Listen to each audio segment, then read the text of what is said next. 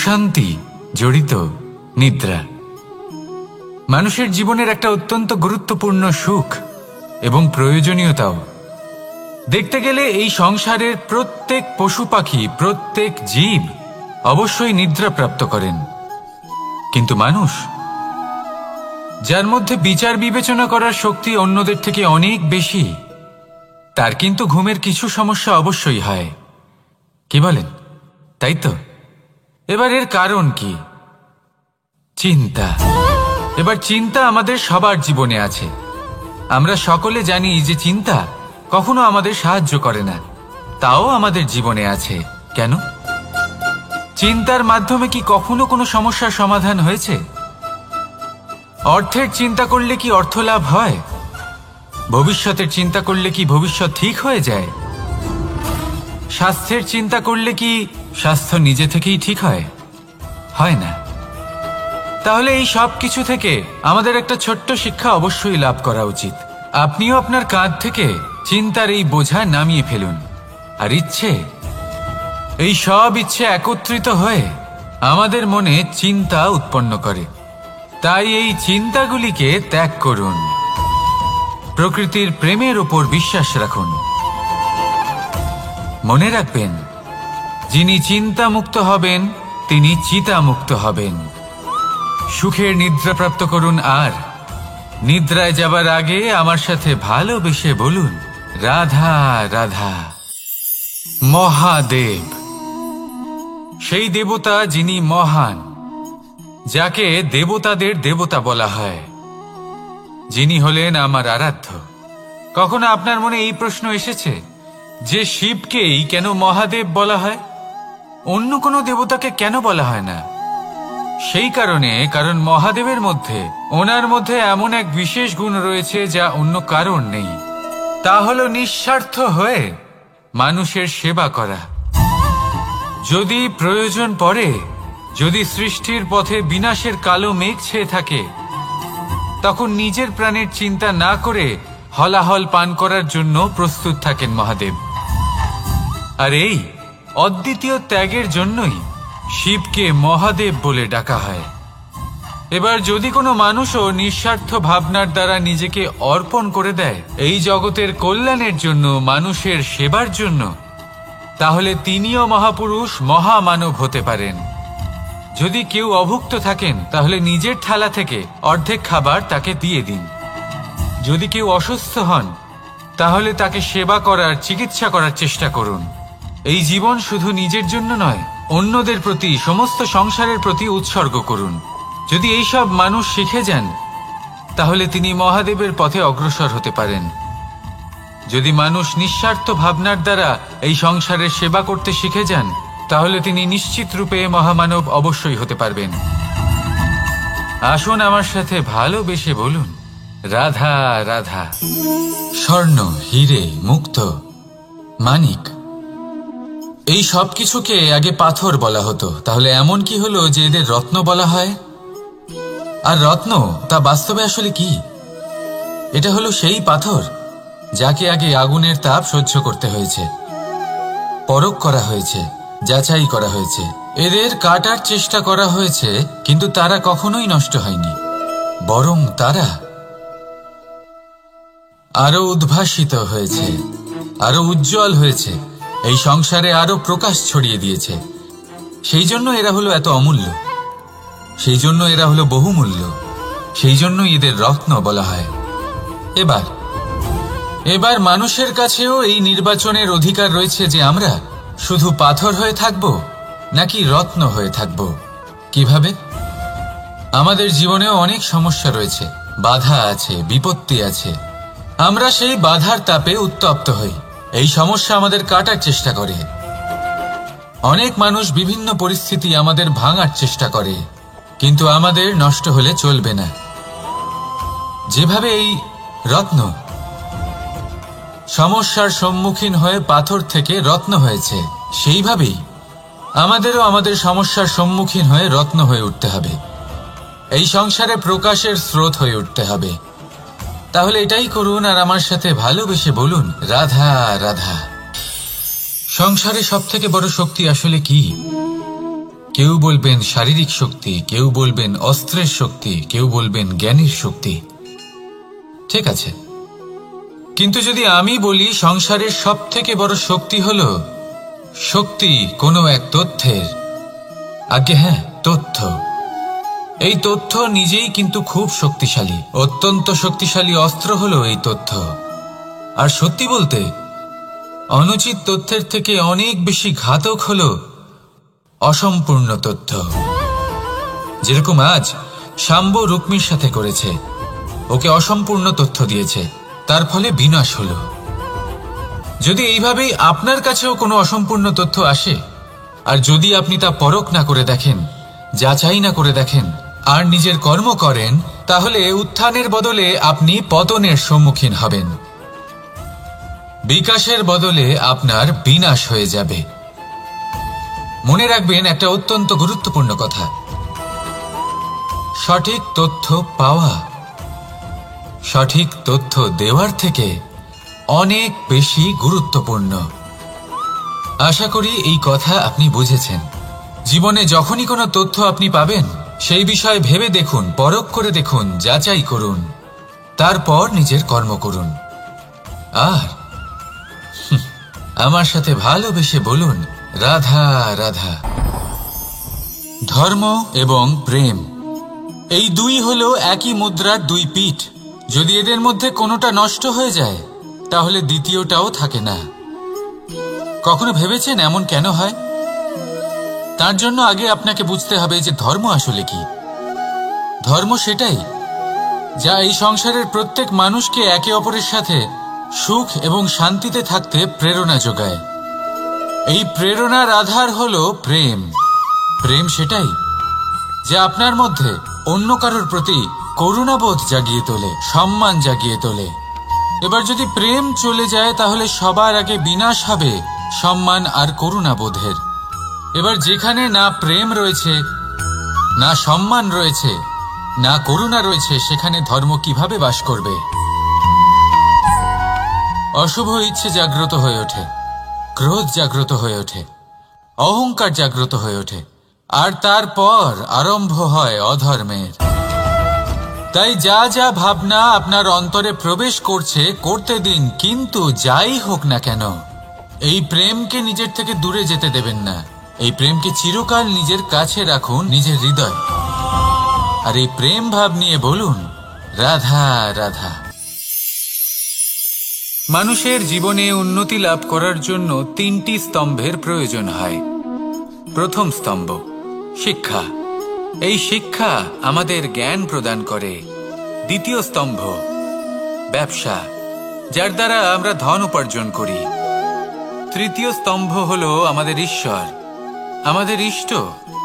এনার সাথে যদি আমরা জুড়ে থাকতে পারি, তাহলে এমন একটা মানসিক বল আপনি লাভ করবেন যেটা এই সংসারে আর কোথাও পাওয়া সম্ভব নয়। কিন্তু মানুষ অনেক সময় জীবনে এই তিনটি স্তম্ভ লাভ করা সত্ত্বেও সামনে অগ্রসর হতে পারেন না।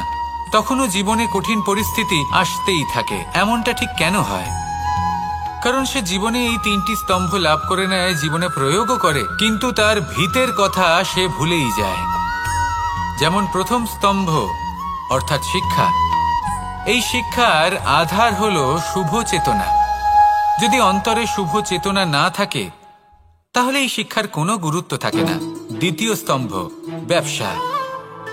পরিশ্রম করে উপার্জন করতে হবে, এই কথাটা আমরা সবাই জানি এবং সবাই চেষ্টাও করি।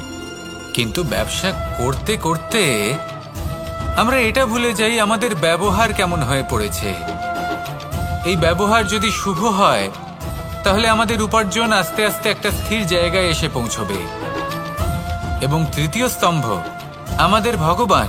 যদি ওনার শরণে আপনি যেতে চান, তাহলে তার পূর্বে নিজের মা বাবাকে সেবা করুন, তাদের যত্ন করুন, তাদেরকে ভালোবাসুন, কারণ ওনারাই হলেন এই সংসারে আপনার সব থেকে বড় ইষ্ট। তাহলে তিন স্তম্ভের সাথে সাথে তাদের আধারকেও নিজের জীবনে প্রাধান্য দিন। কোনো সমস্যা আসবে না, জীবনে একের পর এক উন্নতি করবেন এবং এই মন প্রসন্ন হয়ে বলবে, রাধা রাধা। সুখ, দুঃখ এবং শক্তি, এই তিন হলো এই সংসারের ত্রিদেবের মতো। আমাদের জীবনে যা কিছু ঘটছে এই তিনটির ভিত্তির উপরেই হচ্ছে। আসলে এই সংসারের একটা নিয়ম আছে, যখনই আপনি কিছু লাভ করেন এই সংসার আপনার পরীক্ষা নেয়। এটা জানার জন্য আপনার পরীক্ষা নেয় যে আপনি যা কিছুই লাভ করেছেন আপনি কি আদৌ সেটার যোগ্য কিনা। ঠিক সেইভাবেই এই সুখ, দুঃখ এবং শক্তি আপনার পরীক্ষা নিয়ে থাকে। যখন সুখ আসে তখন সে আপনার পরীক্ষা নেয় যে আপনার মধ্যে অহংবোধ জাগ্রত হয়নি তো। যদি অহংবোধ চলে আসে তাহলে সুখ সেখানেই সঙ্গ ত্যাগ করে। দুঃখ আপনার ধৈর্যের পরীক্ষা নিতে থাকে, আর যদি আপনার মধ্যে ধৈর্য না থাকে তাহলে এটা আপনাকে আরো বেশি দুঃখের গভীর অন্ধকারে ঠেলে দেবে। সেখানে শক্তি পরীক্ষা নেয় আপনার বিনম্রতার। যদি আপনি বিনম্র না হন তাহলে হয় এই শক্তি আপনার সঙ্গ ত্যাগ করবে, নয় এই শক্তি বিনম্রতার অভাবে আপনার পতনের কারণ হতে পারে। এই সংসারে যে কোনো ব্যক্তি যিনি এই পরীক্ষায় উত্তীর্ণ হয়ে থাকেন এই জীবনে তিনি সাফল্য লাভ করেন। আসুন আমার সাথে ভালোবেসে বলুন, রাধা রাধা। ভয়ের সাথে আমরা সবাই পরিচিত, কষ্টও আমরা সবাই পেয়েছি। কখনো কখনো আমরা অসুস্থ হয়ে পড়ি, আর এমন সময় হলে মাতার মমতা, কখনো বাবার স্নেহ, কখনো বন্ধুদের পাশে থাকার অনুভূতি আমাদের রোগ নিরাময়ে সাহায্য করে। কখনো যদি আমরা নিরাশ হয়ে পড়ি, তখন যদি আমাদের কোনো আপনজন আমাদের দুটো ভালো কথা বলে তখন আমাদের মনোবল বেড়ে যায়। ঠিক তেমন সংসারের এই রঙ্গমঞ্চে যদি আপনি পীড়িত অনুভব করেন, কিছু শুভ কথা আলোচনা করুন, কিছু স্তুতি গান করুন, কিছু মুহূর্তের জন্য হলেও নিজের ইষ্টদেবের কথা স্মরণ করুন আর প্রার্থনা করুন। সাহস বাড়বে, শক্তিও বৃদ্ধি পাবে এবং সামনে এগিয়ে চলার পথও দেখতে পাবেন। তখন এই মন প্রসন্ন হয়ে বলবে, রাধা রাধা। এই সংসারে কখনো কোনো ব্যক্তিকে তার বাইরের পোশাক দেখে বিচার করার চেষ্টা করবেন না, এটা খুব বড় ভুল করবেন। যেমন আমরা জীবনে অনেক সময় এমন করি, ধরুন কোথাও একটা গাছ দেখলাম, খুব বিশাল আকারের একটা গাছ যেটা মাটির থেকে অনেক উঁচুতে পৌঁছে গেছে, যার বিশাল শাখা আছে। সেগুলো দেখে আমরা ভাবি যে এই গাছে হয়তো কত সুস্বাদু ফল আছে, আমরা সেই গাছের পরিচর্যা করতে থাকি। আবার অন্যদিকে হলো একটি তৃণ যেটা মাটি থেকে কিছুটা উঁচুতে পৌঁছেছে, কিন্তু সেই তৃণর নিচে, মাটির নিচে অত্যন্ত সুস্বাদু ফল বা সবজি জন্ম নেয়, যা আমাদের স্বাস্থ্যের পক্ষে অত্যন্ত উপকারী। সেই জন্য কখনো আবরণ দেখে কাউকে বিচার করতে চেষ্টা করবেন না। তার বদলে এটা বোঝার চেষ্টা করুন যে আপনার সামনে যে ব্যক্তি আছে বা বস্তু আছে তার বিশেষত্ব কি। যদি এই বিশেষত্ব বোঝার ক্ষমতা আপনি অর্জন করেন, যদি এই শিল্প আপনি নিজের ভেতরে জাগ্রত করেন, তাহলে এই সংসারে বিশেষত্ব কি সেটা আপনি জানতে পারবেন। আর এই সমস্ত খেলা দৃষ্টি থেকে নয়, দৃষ্টিভঙ্গি থেকে জন্ম নেয়। দৃষ্টিভঙ্গি সবসময় শুভ রাখুন আর আমার সাথে ভালোবেসে বলুন, রাধা রাধা। যখন আমরা কোনো বনে প্রবেশ করি তখন এই সবুজ ঘাস দেখে, এই কোমল ঘাস দেখে আমাদের মন প্রফুল্ল হয়ে ওঠে। ভিন্ন ভিন্ন প্রজাতির ফুল, ভিন্ন ভিন্ন রঙের ফুল দেখে এই মন আনন্দে ভরে ওঠে। এখানে শিশুরা আনন্দ লাভ করে, বড়রা ভোজন গ্রহণ করেন, কথাবার্তা বলেন, হাঁটাহাঁটি করে বেড়ান। এবার ভেবে দেখুন, যখন এই উপবনের নির্মাণ হয়েছিল সেই সময় যদি এই মাটিকে সঠিকভাবে খনন না করা হতো, যদি তাতে সঠিকভাবে বীজ রোপণ না করা হতো, যদি কোনো সংঘর্ষ না হতো, পরিশ্রম না করা হতো, যদি চলতে চলতে পায়ে কাঁটা না বিঁধে যেত, তাহলে এই সুন্দর বন দেখে আমরা কি এই আনন্দ লাভ করতে পারতাম? কখনোই নয়। ধরুন কোনো নদীর তটে সুন্দর একটি বন আছে, সেই বনের আনন্দ লাভ করতে গেলে আপনাকে সেই নদী পার করতেই হবে। যদি সুখের নদীর কাছে পৌঁছতে চান তাহলে তটে যে কাঁটা রয়েছে সেগুলোর সাথে সংঘর্ষ করতেই হবে। এই সংসারে যদি আপনি সুখ লাভ করতে চান তাহলে সুখ লাভের এই যাত্রা শুরু করতে হবে সংঘর্ষ দ্বারা। তাহলে সংঘর্ষকে স্বাগত জানান, এর পেছনেই সুখ রয়েছে যা আপনার জন্য অপেক্ষা করছে। এবার হাসুন আর আমার সাথে ভালোবেসে বলুন, রাধা রাধা। সংসারে আমাদের জীবনের সবথেকে বড় দোষ কি আপনি জানেন? কেউ বলবেন লোভ, কেউ বলবেন লালসা, কেউ বলবেন অসত্য। দেখুন, দুঃখের মূল কারণ হলো পরিশ্রম না করা। কিছু মানুষ ভাবেন যে আমি জীবনে কোনো পরিশ্রম করব না, অথচ আমি সবকিছু প্রাপ্ত করতে চাই। আর এমন এক কারণের জন্যই দূতের মতো খেলা আমাদের জীবনে প্রবেশ করার সুযোগ পায়। দূত, এই দূত আসলে কি? দূত অর্থাৎ কোনো পরিশ্রম ছাড়াই অন্য কেউ পরিশ্রম করে যা অর্জন করেছেন, যে সুখ সুবিধা অর্জন করেছেন, তা নিজের জন্য শুধুমাত্র একটা খেলার মাধ্যমে নিজের করে নেবার ইচ্ছে। আর এই ইচ্ছে অত্যন্ত বিনাশকারী হতে পারে। এই ইচ্ছে যদি আপনার বিবেক, আপনার মন, আপনার চেতনা, আপনার ভাবনা প্রবাহিত করে ফেলে, তারপরে আপনি চেষ্টা করতে শুরু করে দেবেন, আর সেইখান থেকেই আপনার পতন শুরু হবে। এই চেষ্টা করবেন যে অন্য কারোর জীবনের সমস্ত ধন, তার সমস্ত জীবন সম্পূর্ণভাবে নিজের করে নেওয়ার। কারণ প্রথমে আশা জাগ্রত হয়, আর এই আশা হতাশায় পরিণত হতে সময় লাগে না। এই হতাশা কুণ্ঠায় পরিণত হতে সময় লাগে না, কুণ্ঠা লোভে পরিণত হতে সময় লাগে না, আর এই লোভ প্রতিশোধ স্পৃহাতে পরিণত হতে সময় লাগে না। আর যখন এই সব কিছু হয়, আপনি দুষ্ট হয়ে যান। আর সবাই জানেন যে প্রত্যেক দুষ্ট ব্যক্তির পতন হলো অবশ্যম্ভাবী। তাই নিজেকে দূতের থেকে দূরে রাখুন আর পরিশ্রমকে নিজের কাছে টেনে নিন। জীবনে আপনার যা যা স্বপ্ন রয়েছে, যা আপনি করতে চান, শুধুই পরিশ্রম দ্বারা অর্জন করুন। তাহলে তাই করুন আর আমার সাথে ভালোবেসে বলুন, রাধা রাধা। জীবনে কিছু শেখা অত্যন্ত গুরুত্বপূর্ণ।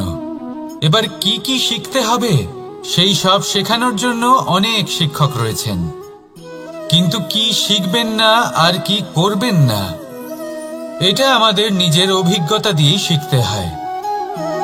কিন্তু তার মানে এটা নয় যে যদি আপনাকে শিখতে হয় যে আগুনের তাপ কতটা, আপনাকে আগুনের মধ্যে হাত দিতে হবে। না, অন্য কারোর অভিজ্ঞতা দ্বারাও শিখতে পারেন। প্রশ্ন শুধুমাত্র একটাই যে আপনি কি শিখতে চান নাকি চান না। যদি আপনি এটাই ভাবেন যে আমি শুধুই নিজের অভিজ্ঞতা দ্বারাই শিখতে চাই, তাহলে জীবনকাল ছোট মনে হবে, অনেক কিছুই শিখতে পারবেন না। তাই নিজের সাথে সাথে বড়দের অভিজ্ঞতা দ্বারাও শেখা শুরু করে দিন। এই সংসারের অভিজ্ঞতা দ্বারা শিখতে শুরু করে দিন। আর এটা নিশ্চিত রূপে শেখা আবশ্যক যে কখন কি করবেন না, কোথায় থামতে হবে আর কোথায় থামবেন না। তাহলে আসুন আর আমার সাথে ভালোবেসে বলুন, রাধা রাধা। ভোজন। এবার ভোজন সংগ্রহ করার জন্য মানুষ কি না করেন, সব সময় চেষ্টা করতে থাকেন। ফসল উৎপাদনের জন্য অনেক পরিশ্রম করতে থাকেন, কিন্তু অনেক সময় অনেক পরিশ্রম করার পরেও ফসল ভালো উৎপাদন হয় না। এর কারণ কি? কারণ হলো এটাই যে আপনি পরিশ্রম হয়তো অনেক করেছেন, কিন্তু আপনার নজর তো সেই বীজের দিকে ছিলই না যা আপনি রোপণ করেছেন। সেই জন্য সব সময় কোনো বীজ রোপণ করার আগে তাকে পরখ করে দেখুন, তা অত্যন্ত আবশ্যক। আর সেইভাবেই যখনই কোনো কর্মের প্রশ্ন আসে, তাহলে সেখানে শুধুমাত্র পরিশ্রম যথেষ্ট নয়। সেই কাজের প্রতি আপনার কর্তব্য কি, আপনার উদ্দেশ্য কি, সেটা জানা হলো অত্যন্ত গুরুত্বপূর্ণ।